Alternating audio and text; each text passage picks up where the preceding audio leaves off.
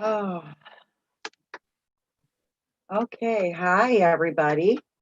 Hi. It is Sunday and time for our coffee and conversation and roundtable table kind of conversation today. We like to bring things to light and talk about things with people that can maybe enrich your life or maybe help you recognize something that maybe we have experienced and you see it that you've gone through this too, but not quite sure what it was.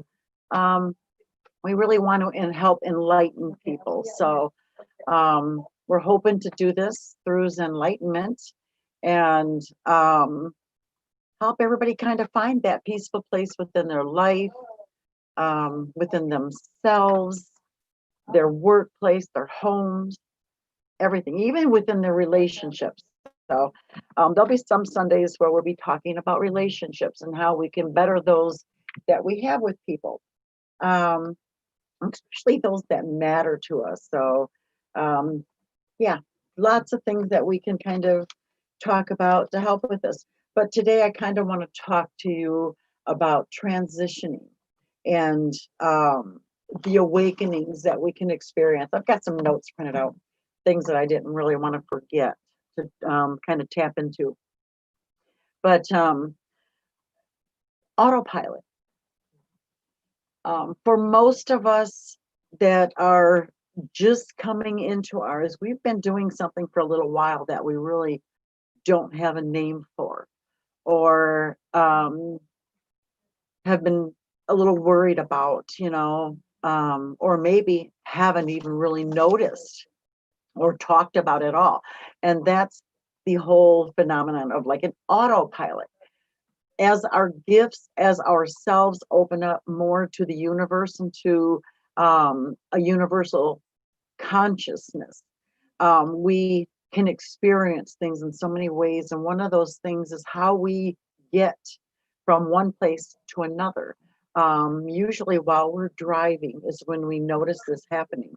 Um, for me, it was always driving. What would you say Otsego is from here? About 20 minutes, maybe? 15 minutes. Yeah. Mm-hmm. So I would drive from here every Tuesday, and I kind of volunteered as um, a deaf a deaf and doula. I helped to transition somebody for the a whole year that he was actually crossing over, from the very first stage all the way through to the end. But I would drive there every Tuesday, and I would say probably 95% of the time, half of my trip, I had no idea how I got there. No idea. All of a sudden, I would come to right about Farmer Street. Oh, So yeah, right downtown. right there, Mhm. I was only a few blocks from where I had to turn, and then I had to go into the neighborhood. But I would all of a sudden kind of shake myself too.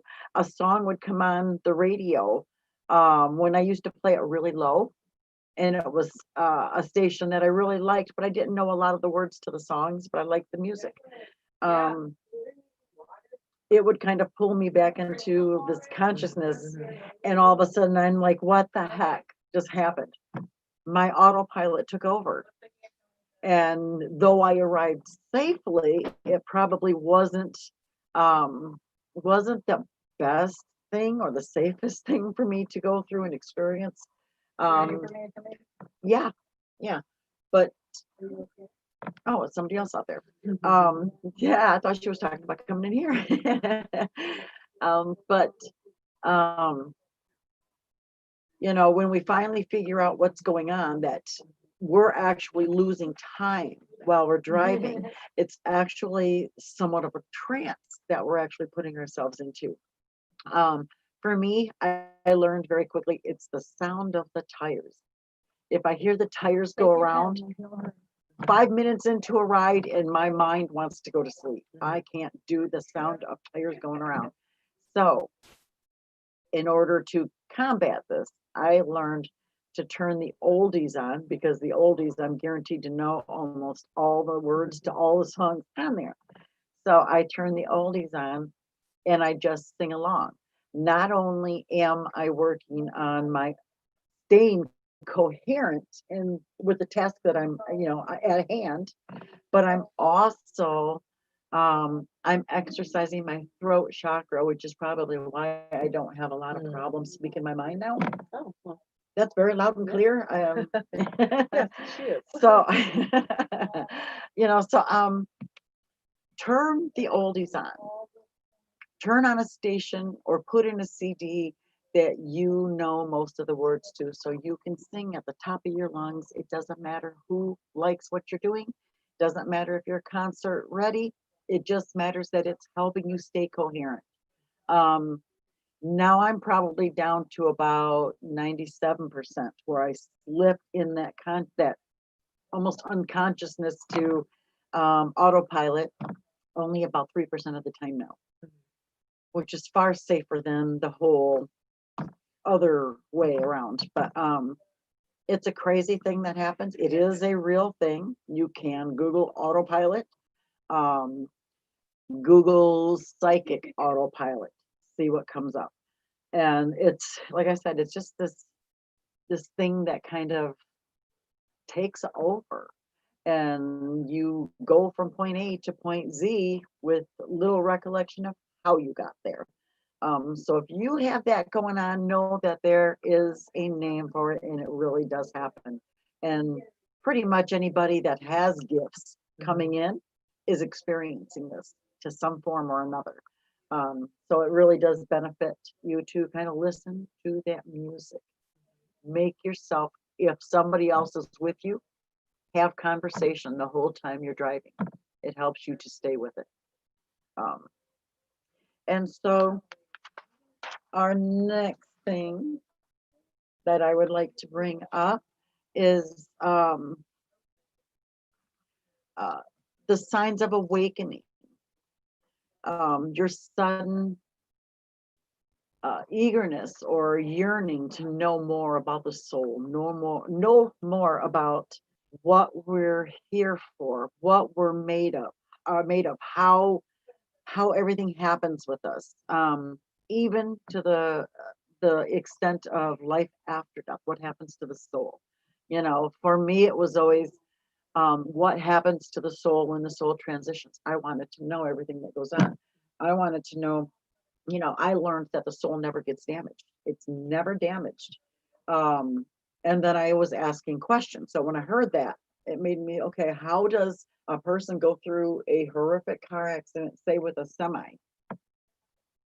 This person is pretty bad off, but how does that soul stay intact? And then I was given the messages that it's planned out already. Heaven already knows what is going on. So do your angels. They already know that the moment has arrived. This is going to happen. And how do we best protect the soul? And this is my belief, of course. Everybody is entitled to their own belief. But the messages that I received were that at the moment, or just seconds, nanoseconds prior to the collision, the soul is actually plucked out of the body by the angels around the accident. The collision happens.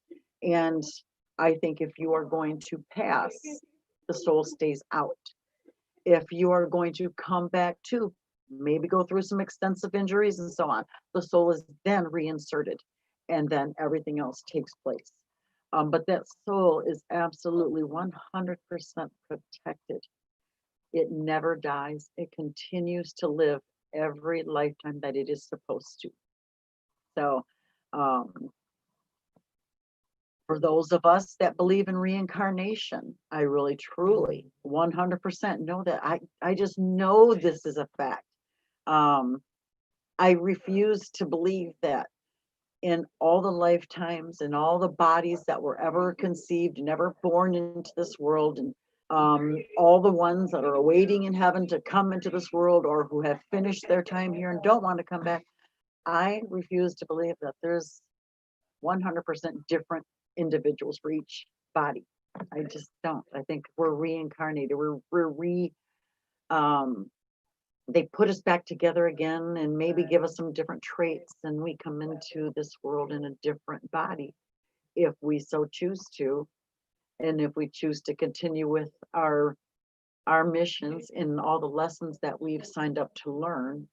Um, I really do believe that at this point in time is when, we get to um, choose and make that choice. I believe that um, I don't think we always have to come back here, even if we signed up for another 100 more lifetimes. I don't think we always have to come back. I think it's our choice still. Um, whether we want to, whether we feel strong enough to come back and continue with some of the lessons. But I think for each of our lifetimes here, we sit down to a new round table and we discuss the lessons that we've signed up for, and we discuss whether we're strong enough to continue on that path with those, whether we want to move to a new path and maybe some new lessons. Um, it it's just, once again, it's our planning, it's our wishes. These are what we've signed up for. Even the hard parts of life, we signed up for these because these ones are here to teach us lessons and to make us who we are to become. It's not over with in our early human lives, because 9 times out of 10, a lot of the spiritual growth comes from wisdom.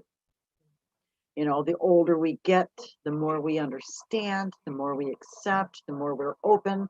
It's kind of like you get birthed into this world very open. Doors are open. You can see spirit. You can speak to spirit. You can just interact with them. But then, right around 10 years old, when we learn that innate fear, um, fear of things, of the unknown, and so on, we start to close those doors. And sometimes, if caught early enough, we can reopen those doors very easily. But when you go 30 more years on top of those doors being closed, it gets to be a little bit hard when we want to reopen those doors. And it's actual work. Some of us get them. I just felt something with their arm on my shoulder, on my arm, their hand on my arm. Um, we can move into this easily. We can ask for all the assistance we need to. But regardless of what the decisions to be reincarnated, to continue our life's plan, to continue following our life's purpose. It can get, it can, it's our decision. We get to make that choice. We get to design the lives that we want to live before we come here just the same. No, everything's not always going to be perfect, but like I said, we're still here, humans. We're humans. We're here to have that human interaction, that human life. And even though some of it is really hard and we don't understand why we would even want to sign up for this, there's always an ultimate reason behind everything. And it's to build the people that we are to become. When we can add wisdom towards that, I mean, so much more. Makes things so much easier. I always believe that I first and foremost always spirit, but spirit here having a human experience. I've always liked that quote. And that's truly what we're doing. We're here, we're learning, we're experiencing, and the different lifetimes to experience different things, to come back again and try something new. So yeah, it's done again and again and again. Absolutely. And before I forget, how rude of me, it's been quite the weekend. But this is our co-partner in crime. This is Gwen first. Some of you know her and some of you don't, but I'm sure you will get to know her. And I told you Spirit was here. Here comes my nose. Absolutely. Yeah, so we're learning about each other as we go along, just the same, and we're spiritually growing. I don't think this is ever an area that ever shuts the doors. No, I don't. Once you sign up for this, you're always learning, always growing, always moving forward, finding easier ways of doing things, learning from each other. Which, going through these awakenings, I don't know where I would have been. You are just really making my face itchy. I don't know where I would have been. I think it's my sister. I was like, not me. That's not me. It just, I don't know where I would have been without like-minded people. So when I accepted my gifts and started moving this way, it was after losing my sister in 2014. And she was always very accepting. So I kind of wanted to do this, kind of see what her life was about. And it, bam, I'm here. Um, but it took me 7 years to reopen those doors that I closed so many years ago. They were coming out to play here and there a little bit before, but not like it did till 2015. When that happened, and I was already into my level 1 classes through Viva Institute, um, things really started to skyrocket and really start to rock and roll and move. And oh my goodness, lots of things happened to me very, very quickly. And I had really nobody to kind of bounce things off prior to getting into the class. Um, when I met a woman, Tony had rented a room for her to do massages, and she told me, this woman will help you. And so I met with her, and I thought I was not going to label myself anything because I thought it was just wishful thinking. People were going to laugh at me and make fun. And back then I cared what people thought. Um, and so I met her. She led me to Viva Institute. They led me to learning how to gain more control over my gifts. And you do have the ability to control this. Um, where a lot of people fly by the seat of their pants and they just constantly are, in turmoil. It doesn't have to be like that. It can be more relaxed and more subdued. It can come in a lot easier. You have control over this for the most part. So that's things that we're here to uh, talk to you about. And I forgot to turn this on. I know one thing for me is never give up the search. I have searched my entire life for like-minded people to learn from, to grow with, to um, just further my abilities, and to actually have somebody tell me you do have abilities. Because sometimes you just think, maybe I'm just imagining it. It's not your imagination. It really is there. And then I walked in and found Sally and Tony and started my Reiki training. And with the help of Sally, I am now a Reiki master. I wasn't even ready to train anybody. I had just introduced the idea in a quick thought and brushed it aside. Kept saying, you're too busy, you're too busy. I'm happy just being a practitioner until I met Gwen. And she pushed me out of my comfort zone, which I absolutely love her to pieces for because I needed to be pushed. I did.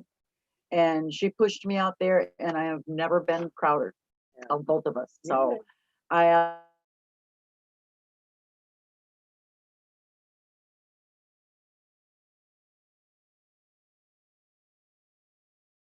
I'm not talking like No. 1, 2, I'm talking 10 plus years. I searched for the um, right family, I guess I want to say.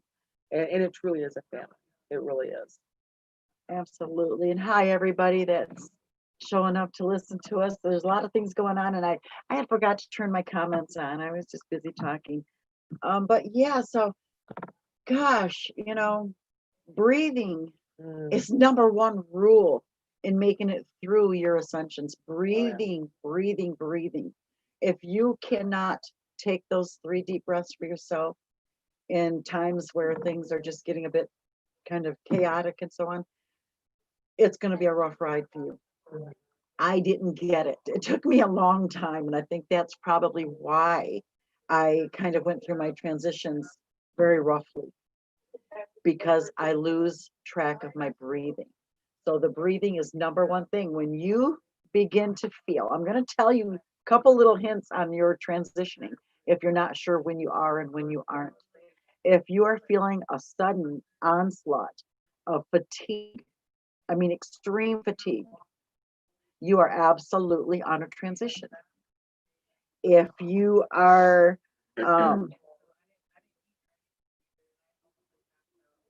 if you were I'll get that in just a second. If you are feeling a sudden, after that fatigue, if you all of a sudden feel a sudden burst of energy, and this can last for a day, um gosh, mine never lasts more than a day, and then I'm right back in it again. um Sometimes I guess maybe I might get a day and a half out of it. But if you get that sudden burst of energy after being really fatigued, it just comes out of nowhere. You're definitely on an ascension. You're transitioning. So listen to your body. Your body will guide you through all of this. If your body says nap, nap. If it tells you to go to bed early, go to bed early. If it tells you to sleep in the morning, if you can do it, do it. Allow that to happen. Listen to your body. It's going to take care of you all the way through this. Let's see what Joanne is saying.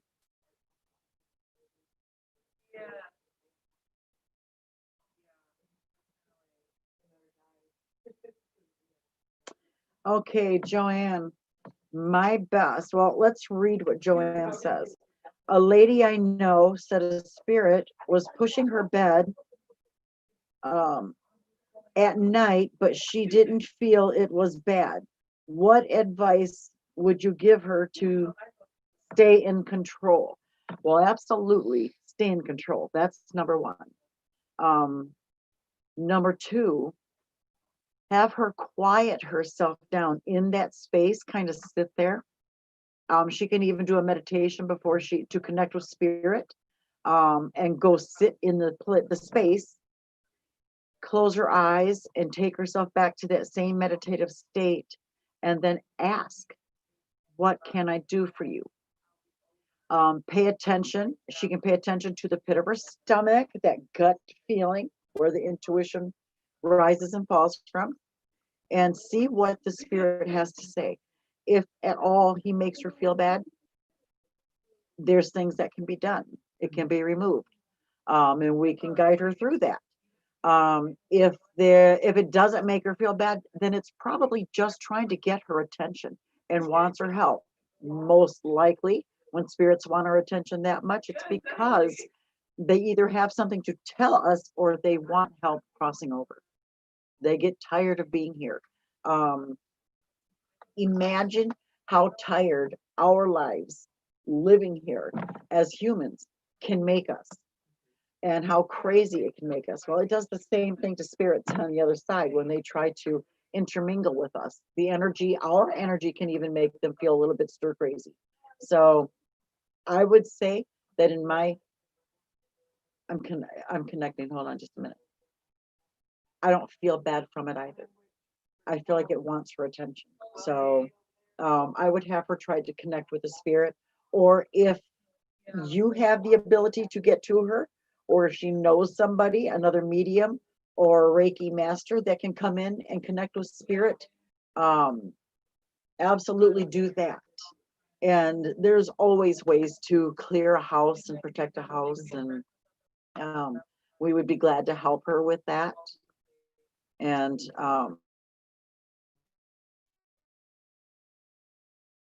she can pretty much Google or house clearings in her area and find somebody that she feels comfortable with and trusts. But absolutely, you can connect her to us if you would like to, and we could help her out in this way. But absolutely, there is help out there. Um, Another thing, spiritual practicality. We have a toolbox. Each and every one of us that comes into this world has their own toolbox. And we put in this toolbox the coping mechanisms for life in all aspects. Things to make, even as psychics, things to make our job or what we do a lot easier. Um, we have ways of protecting ourselves. Everybody does. These are things that you want to put into your toolbox. The wisdom that you gain, um, the lessons that you learn on your journey through this. Um, Meditation is a tool in your toolbox. Um, Saging and clearing are tools. Um, Crystals are tools. Candles are tools. Music can be a tool. Um, Gosh, what else? Let me see. Crystal balls, pendulums. Um, gosh, there's, excuse me, I need to go.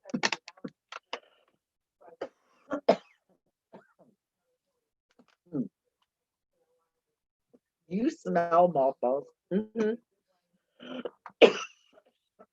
So with Oh. well, seeing that this is very here right now, let's talk about this. She's smelling mothballs. I'm smelling mothballs. So to me, that would indicate it would be an older gentleman while he was here, because to me, mothballs remind me of Grandma's house. When she would store things, they would put mothballs in there. So, spirit that's coming through is an older gentleman. Wow. And he is asking, or actually, he's sitting here, he's observing, he's wondering what we're doing. He's like, okay, what are these ladies doing? So he's kind of just popping in and going, hey, what's up? And we do get that a lot here. We get a lot of visitors coming in just to see what we're doing. And Absolutely. then other spirits will follow through too, of ones that would like to be passed over, would like to have help being passed over. Others are here just to relay messages. And I believe this guy is just kind of coming in and checking us out, see what we're doing. I think he's kind of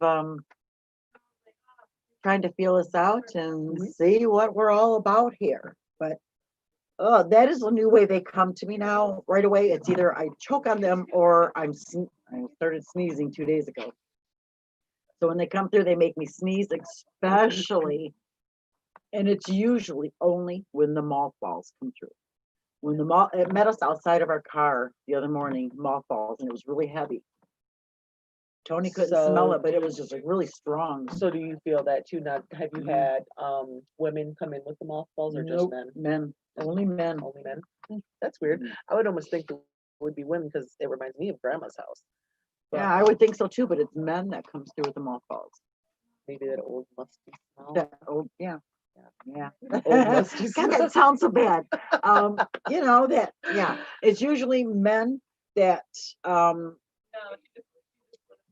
they remind me of the addicts. You know what I mean? Mm-hmm. All the clothes that you're pulling out of the big trunks. That's what it reminds me of. But yeah, so they come through in strange ways. You will also, when spirit starts to connect with you, they will find their own personal way to let you know they're there. Mm-hmm. They will even find their own personal way to let you know whether they're male or female. Males, for me, bring up the high heat, extreme heat temperatures, and I've already made it through menopause. And these heat changes are far more intense than the hot flashes of menopause. They are extreme. I mean, they have me wanting to kick my shoes off and everything. But yeah, it's really crazy how they find ways to let you know how quickly they can come in and leave just the same. We've got one lady who travels through here, and wherever she goes, we can smell burning wood behind her. So they find their ways to let you know, and the noises have become crazy during the day here. But yeah, know that the things that you are learning right now, everything that you dive into, all the books that you read, all the videos you watch, all the classes you take, you are building your toolbox. And everything in it is for you to use however you choose, as long as you're not doing harm.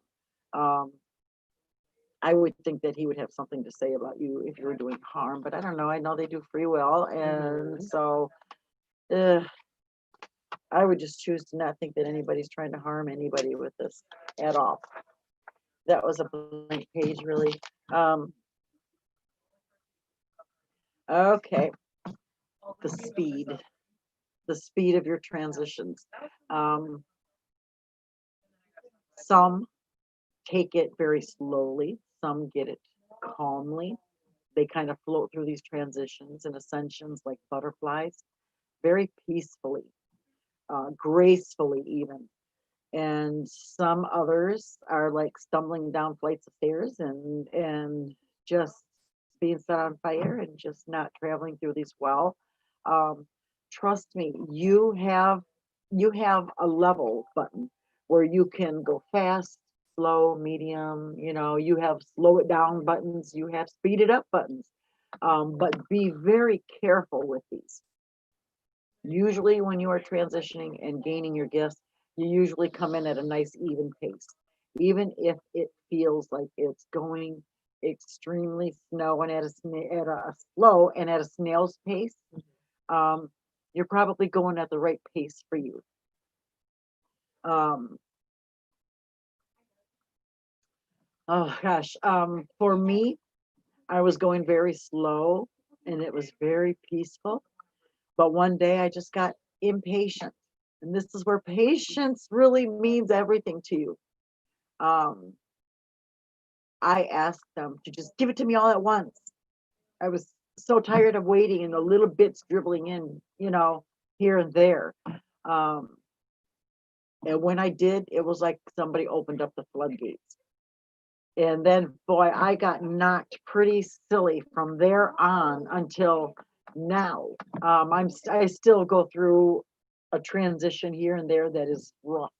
The emotional ones I can't handle. I can't stand the emotional release ones, even though I know that they're a necessity for us because the emotional release ones are so you can release things so more can come in.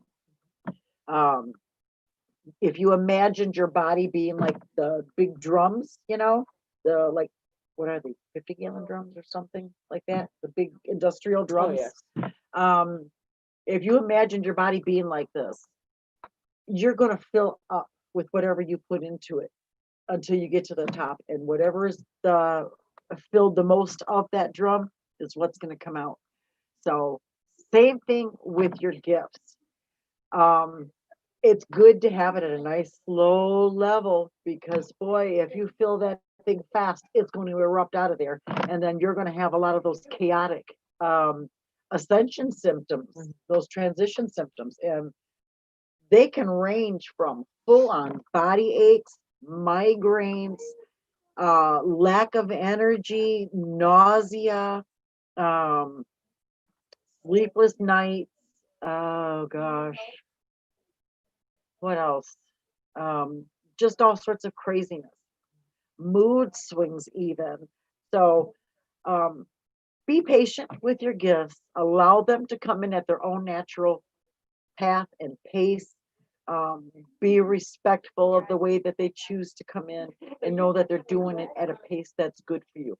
However, if you found yourself in that kind of fast paced track and everything is coming at you all at once, you can go in and ask them to slow it down just enough for you to kind of comprehend what's coming at you before the next thing comes along. Um, so absolutely know that that's in your control. You can control it to some degree. Usually it's probably about 95% of the, the strength you can control how it comes in. At some points, they're going to be quick lessons anyway, and they're going to be in and out really quick. Yours is to grab a hold of it when you notice it. And this is where journaling comes in, because when our gifts start coming into us, sometimes as we go through an ascension, which they're always going to be there, you're always going to ascend from here on. And if you are ascending really quickly, you don't always catch everything that's being given to you. So when you journal it, you can journal it, get it all on paper, and then later go back to it and make sense out of it. Journaling is extremely important to you right now. Um, absolutely. I probably got. Yeah, I think you answered the question. This is how would you I think it's describe ascension. So let me ask you a question. What was your craziest ascension thus far in the last 7 years? Oh my gosh, the one that I went through coming off from, or not coming off, the one that I went through while I had the negative entity attached. I woke up January 3rd, 2018 with this thing attached, and I didn't know that's what it was. I just knew I felt like I was dying a little bit. Every time I opened my mouth, I felt like I was dying a little bit more. And I was begging for the help that I needed, but we weren't understanding what was going on. I never thought that I never gave any thought to the negative side of things until it was me. And if somebody was to ever just tell me the story, I would have thought that they were lying. I really would have. But this thing not only affected me, it affected my whole home, my animals as well, my pets. as well. It grayed everybody out. Um, but I woke up smack dab in the middle of it, and I remember how my bedroom sets. There's like 5 stairs up, and there's a platform, and then you go into the room.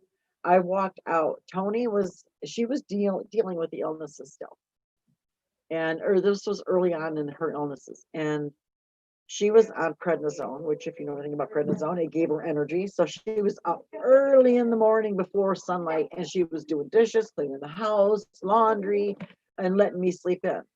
Well, this morning particularly, I woke up and I stepped out onto that first platform, and I could not connect to nothing.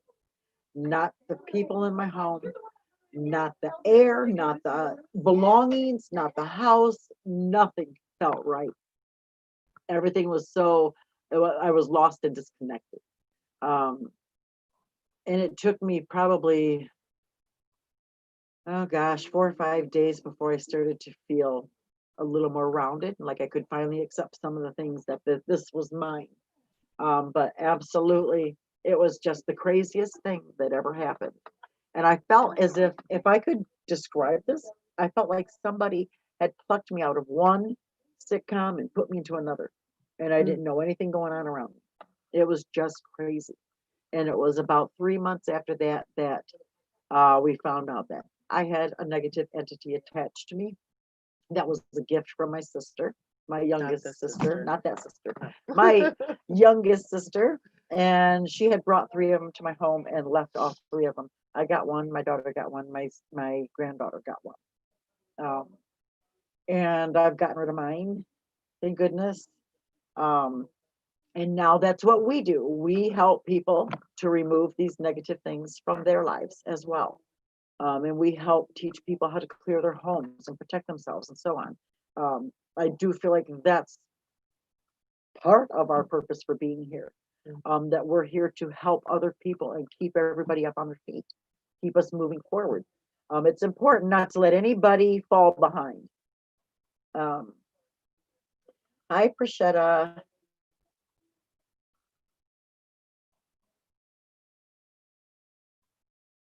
Oh yeah, Isabel, about the sister passing. Um, it was for me. I had lost. Oh my God, I had such a hard 3 month. I think it was like 5 months. Think it was a 5 month period. November, December, January, February, 4 months. 4 months period. In 2013, in November, the very beginning of the month, I lost my little boy dog that we had raised since he was born, and we could get him in our hands. We had he was a new breed dog, so we were really hopeful about this dog. And I lost him, and within the month, my father had passed away. Within 2 months after that, my sister had passed away. And if I had to honestly say who was the hardest for me to lose, my sister. That was like somebody pulled the world out from under my feet, not just a rug, my world. That was hard. And she was very gifted, very accepting. And because of her, we stepped into this, and I stepped into this, and I don't ever regret doing this. It's very important to have a good support system behind you. You really need somebody that you can trust 100% with your deepest secrets, that's not afraid to tell you, hey, you may be wrong here. Maybe you can look at it this way. And I know it's okay for you to be mad, but maybe you can change the way you're thinking right now. But you need that good support system. You need good, like-minded people. And I'm going to honestly say that it really helps if you find somebody that's in person as well as on the computer. So you need that human connection with somebody that understands where you're coming from and can help you figure things out or slow you down enough to make you rethink things like this one does to me and Tony does to me. Like I said, when I sit between those two girls, I feel so protected in everything that I do. So that alone tells me that I can trust them both with my life. Absolutely. So as they could mine. So I found my support system in person, uh, and I found my support system virtually. So, um, we need to build that community for ourselves as well as help others build their communities. And us all intermingling with each other is really helping everybody out a lot. Um, but absolutely, yeah. I can't even begin to describe. I was okay through everything until I got to the funeral part, and that was it. I broke down. Yeah. Well, with that being said, that's going to make me emotional, and I don't want to get emotional right now. That's a very easy thing for me to do when I come to thinking about her. But now, as true sisters can be, especially those that are closer in age than normal siblings. My sister was only 11 months older than me. So, for all purposes, we were identical twins, fraternal twins. We had the resemblance, but we didn't look identical. Now, my younger sister and I are identical. But um, she's here. She participates in my life more now than ever before. Like true sisters, we also fought. We also did wrong to each other and we also tried to hurt each other. And we just weren't sisters, until I realized that there's more to life than what I thought there was. And um, I give thanks to her all the time for being a part of my life. I know she comes here and she tries to mother all of us. She's guiding us in ways, she gives us ideas. Um, and she's just our all over general, I've got your back person. So she steps through a lot for me. And oh my gosh, it took me probably 2 weeks after we were home from her funeral before she showed herself to me in person. And it was just briefly because she still had a lot of healing to do. But the white on like TVs, the snow, I seen her as her 8-year-old self in the same pose as a picture that only I would know. Nobody else knows about this picture. In her green corduroy dress back in the 60s. No, it was early 70s, like 71, 72. And I seen her sitting there in the same pose and she showed herself turning. It was like snow coming up from the floor and forming her body. And when it got to the top, I got just like 2 seconds of a picture and then it went right back down again. And she was gone for another year and a half, 2 years. And then she came through and I astroplaned and got to meet with her and I got to feel her hug. I got that lucid dreaming hug from her. And everybody that I have taught to astroplane since then has visited with family members and they've all come back with the same thing. I can't get past the hug. The hug is everything. It is so real. It is it's unbelievable how real that hug is. You feel their body touching yours, hugging you and holding you tight. And my sister just kept telling me early on, it's going to be all right. Everything's going to be all right. Mhm.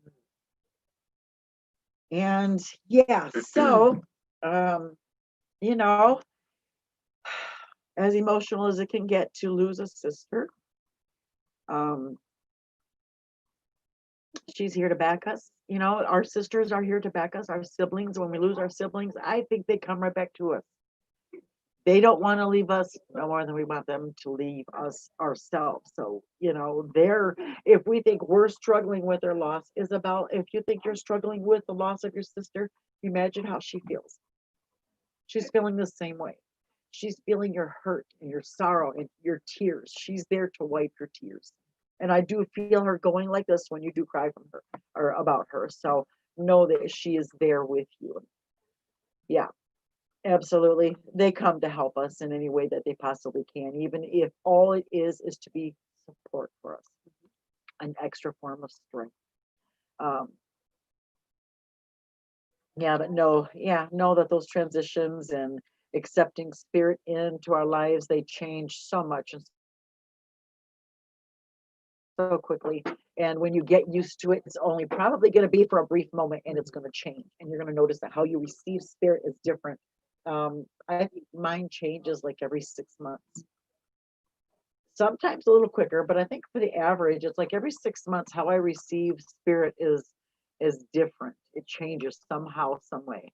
Um, like within the last probably 6 weeks, I guess, 2 months maybe, it's changed to the sneezing and the itchy face. Um, and receiving them this way, making me cough. When they're very, very strong, they make me cough. For the most part, I am a trance medium as well. And for the most part, when there's some pushy spirits out there, and if they were pushy here in life, they're going to be pushy in the afterlife as well. We Yeah. keep our attitudes Our and our demeanors. personalities, We keep yeah. it. And so if they're pushy, and this has happened to me 3 times now, and I still haven't dived into it, but um, they can actually insert themselves into me, and they come through. The first time was my sister. The first 2 times were my sister had done it, and once was when my sister called, my baby sister called because she couldn't get my mom to stop crying. Our older sister had passed, and my mom wakes up every so often having to relive losing her. This was one particular time when she did, and I was busy cleaning my house and all this stuff and doing laundry and all the good stuff. And my little sister calls and says, I can't control her. Can you do something? So I tried. My sister was crying and my mom was just bawling in hysterics. And as soon as I got on the phone and I opened my mouth, in came my sister who passed, inserted herself in me, and right away addressed my mother as in a way that we knew exactly who it was. She was the only one to call her mama. My little sister and I called her mom, mother, and when I wanted to be a smart teen, a smart mouth teen, I would call her Maud just to make her mad because she didn't like the name Maud. So when my sister stepped in, I could feel her. I could feel the insertion, and I could feel me in there as well. And I was in hysterics because I was really mad at that point in time that she even did something like this. But she was the one to actually console my mother and get her to stop crying. And then the second time was once again, I had my house tore apart and I was moving all the furniture around and cleaning everything. And she made me stop what I was doing. I had to stop cleaning and I had to grab the phone, call my little sister, tell her I have to give you a reading. And so when we did this, I went down in my office, got my cards out. Even my desk was tore up. I had to clean out a room to do this. And so the space to do this. And so when I did, um, I started doing the reading and in come my sister to talk to both of us. And she actually told us what happened when she had died, how it happened. And so now that I know the whole story, and I'll spare you of that, we did learn that she was actually murdered by her husband. Little too late for us because we didn't know until after it was too late. And we helped him clean up the house. And he did it with bleach and had us clean everything with bleach. And now that I know, you know, it wasn't clicking. It was not clicking back then. And so, yeah, things get by you and you out later, but that was the whole thing with that. She came back to let us know.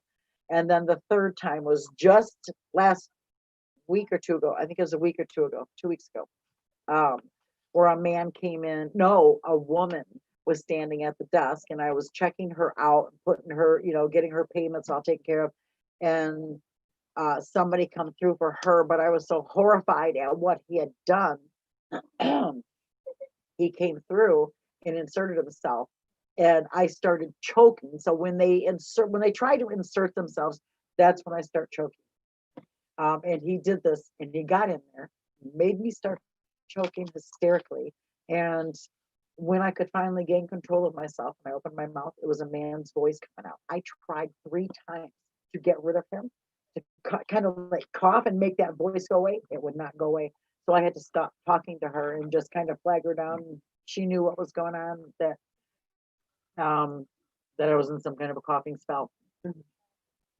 And so that was really, really crazy stuff. But spirit can do this. Everybody says they have rules. And here they come again.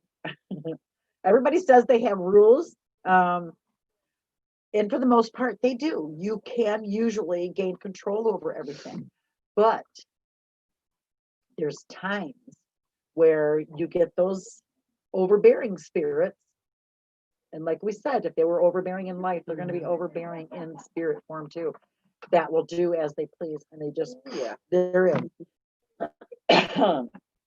Eventually, I'll look into kind of gaining control over this. Um, until then, yeah, it's kind of crazy that they do that stuff, but they really do, and they absolutely can. And it's very important while we're talking about this to set your barriers, set your boundaries. Tell them about boundaries. Yep. Like if, for instance, there are no spirits allowed in my bedroom because they would visit me at night, sit on my bed, they would wake me up, and I'm not okay with that. So I did set boundaries to where they can't visit if I'm in my bedroom asleep. They're not allowed to wake me up, and if it's that important, they have to wait until my waking hours to contact me to pass on messages or give me information or something like that. And it is super easy. It is always done with intent. It can be as simple as a prayer. You can get oil and bless your room. You can sage your room. You can, but the whole point of this is intention. Is that when you set your intention, they must listen to that. Yes. Yes, and you can minimize. I mean, not everybody is a trance medium, of course. We all have different gifts and to different degrees. Um, so, some of you might not have this, but if some of you are recognizing some of this happening and you can actually feel somebody different kind of insert, and it's like really quick, you can actually start. I mean, you can start screaming at them to get the heck out. I did the first time. I was so caught off guard, did not know this was possible, was told that they have to adhere to the rules, which I thought I set up pretty good rules. But apparently I didn't. And so sometimes we have to realize that sometimes they do what they want to do. And even though if they were a rule breaker here, they're going to be a rule breaker there, period. So we're going to get that from time to time. And it's like some people can hear them, some people can see them, some people can only sense them, and some people kind of do that whole they can come right in you and all this stuff. And I haven't been really accepting to that yet. I know it's coming because it's getting stronger, and I know that's going to start happening this year. And I do sense within the 6 months I'll step into this area. But absolutely, trying to keep up with the comments. They just stopped after it was about. Only have to win. Oh, really? Yeah. You might have to go out and come back in too, and then everything catches up. I do know. Just a quick question too. How do you know they're getting ready to do that besides feeling their presence? Yeah. It's happened to me once, and the only thing I can remember from it was my ears started buzzing, like humming, like and I'm not sure what it was, but and they came. Okay. Out came the messages, and I didn't really care for that. But For me, I usually my feel them in ears God's were will. okay. My ears were just. I don't know if you've ever had that buzzy sound. Yeah. Hum. Oh yes. Yep. But yes, that's what I had experienced prior to Yeah. that happening. I always feel them coming from, you have a space. If you reach back here to the back of your head Mhm. and you feel where your skull, your cranium actually connects to your neck. So right there at the top of the spine, um, down to about just where your shoulder blades end, and it goes across in a pyramid. This connects what is believed to be God's mouth. And when I sense spirit in a strong way, they come to me through God's mouth. When they insert, that's where I feel them. Everything back here will be like, I can feel pressure, like they are, like somebody almost ran up on your back and just Mhm. stopped right on you. I feel that sudden pressure out of nowhere. And then 9 times out of 10, it's too late. Um, but when my sister first did it, I was in such hysterics that when I hung up the phone, I had to get off the phone as quick as I could. I wasn't sure if my little sister caught what happened, but I couldn't stay on there to tell her until I kind of gained control of my emotions and what just happened. Um, and when I hung up that phone, my sister and I had a good talk. I was screaming at her, "Don't you ever do that again." And yes, I'll say there was some F bombs flying. I was not a happy camper. I was startled, not really scared, but startled that it happened and that she even thought that was okay. It really upset me, and I let her know that it was never to happen again. Then the next time it happened was the tarot cards, and sure enough, um, when she brought out the whole story of how she passed, absolutely, she did it again, and I could feel the pressure come from behind, and I just let it happen because she made me right away. She made me feel like I had to go like this, Mhm. and I just had to let her take take reign and talk. So while she was talking, I was bawling my eyes out because, of course, the human body was there. So I was going through the physical feelings and the emotions from it. And I was bawling my eyes out, telling everything that had happened in full detail. So I was having one of my gifts. I'm not quite sure how much I like this one, is that spirit can take me into how they passed. And I get to experience Mhm. how they passed. I feel it, I see it, and it's as if it's happening to me. And so they did this, or she did this, and showed me exactly how it went down. And I got to feel everything from start to finish, and the huge fight that had ensued. Um, it was just crazy. And yeah, so the second time I quickly learned that okay, it's going to be okay, but I have some control over this. I have to figure this out. And so I thought I did up until the other day. So now I got to figure it out even more how to set my boundaries for now, not only home, but For here. here too. Yeah. So there was a second boundary. You have to have the boundaries because these are the rooms, these are the spaces, this is the time in your day that is just yours. And if you don't get your human time, you're not going to be very happy in the end. If it is all spiritual and no human, you're not going to be happy. I don't know what just happened there, but we got bigger. There we go. I don't know. Okay, Um, we have one participant. oh, Ruth signed off. Okay, so we are at 3:13. We got 17 minutes left. Um, just remember that even through your ascensions, you can absolutely have that crashing feeling. You can have that rise and fall.